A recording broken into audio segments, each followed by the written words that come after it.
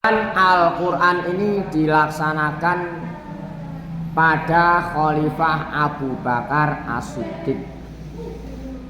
Mengapa Abu Bakar mengumpulkan? Asal mulanya enggak mau. Asal mulanya Abu Bakar tidak mau. Ini adalah usulan Umar bin Khattab. Mengapa? Karena pada waktu itu sahabat yang gugur dalam perang Yamamah karena memerangi orang yang murtad, pada waktu itu khawatir. Akhirnya usul kepada Abu Bakar. Yang siapa yang usul tadi? Adalah Umar bin Khattab. Dikukuhkan Abu Bakar asal mulanya enggak mau karena tidak dilakukan Nabi waktu hidupnya. Tapi akhirnya mau karena dengan beberapa alasan yang kuat. Banyak yang menghafal Al-Quran pada waktu itu gugur dalam medan perang atau menjadi syuhada.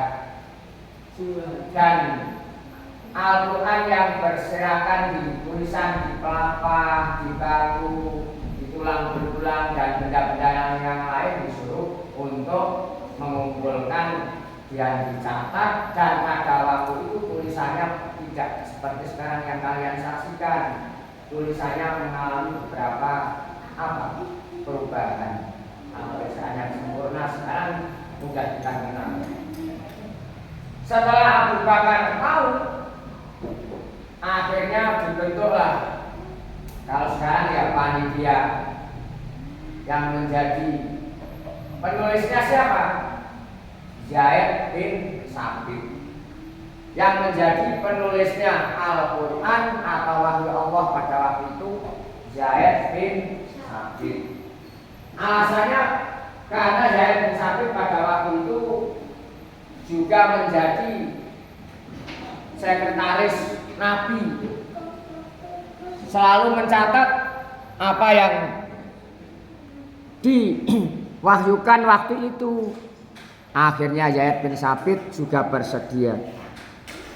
Kemarin sudah ada bab yang kemarin itu adalah termasuk pekerjaan yang tidak mudah, pekerjaan yang berat menurut penilaian Zaid bin Sabit.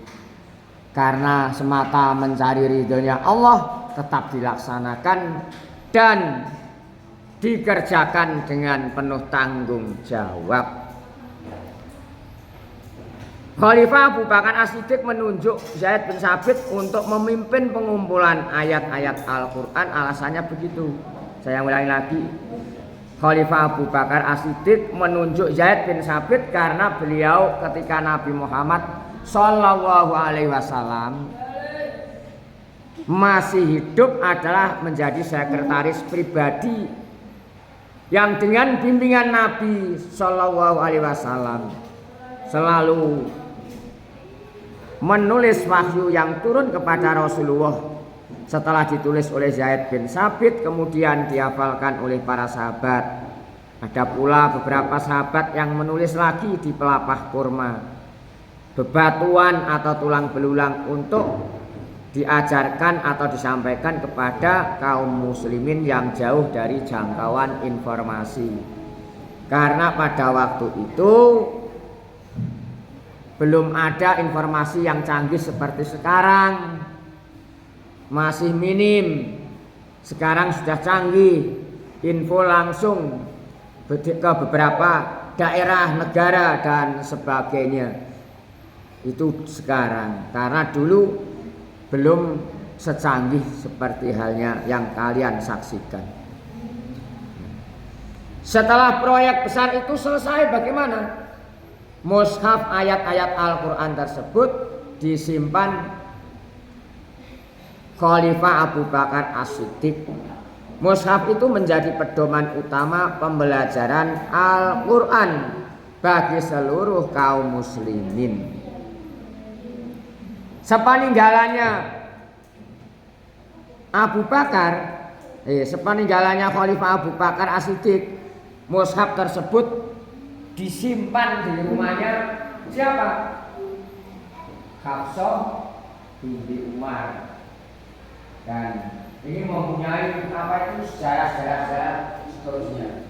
Menurut keadaan dalam perbaikan termasuk tulisannya juga. Tulisannya Al-Quran yang dulu tidak seperti yang kalian saksikan. Coba dilihat di Museum Al-Quran di Madinah ada. Tulisannya ada yang seperti seleret-seleret, ada yang seperti baris. Karena waktu itu tulisan bukan apa itu belum sempurna seperti ejaan yang kalian baca. Kalian sudah mengenal dengan huruf Al-Quran yang jelas dan enak dan nyaman dibaca dan nyaman diresapi.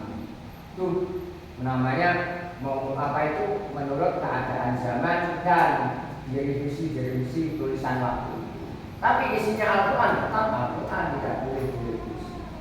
Seperti halnya Khalifah Abu Bakar ini juga hanya menggantikan pimpinan negara dan pimpinan atau masyarakatan, tidak bisa menggantikan risalah. Jadi setelah Nabi sudah tidak ada Nabi lagi. Kalau mengaku Nabi, tidak setelah Nabi Muhammad, namanya Nabi palsu. Sebagaimana halnya kalian ketahui pada pelajaran yang kemarin ada yang mengaku-ngaku menjadi nabi, diantaranya banyak sekali. Siapa yang mengaku-ngaku menjadi nabi siapa? Termasuk Aswad Al-Ansi, Tulaikah bin Khuwailid Al-Asadi, Malik bin Nuwairah, Musailamah Al-Kadzab. Ini adalah dikatakan sebagai nabi palsu karena mereka mengangkat dirinya sebagai nabi untuk menghancurkan Islam. Makanya kalau ada mengaku-ngakunya menjadi nabi setelah Nabi Muhammad, jangan percaya. Setelah Nabi Muhammad sudah tidak ada nabi lagi. Indonesia kadang ya ada yang mengaku nabi, kan ada. Waktu tahun yang lalu ada yang dari daerah sana dan sebagainya.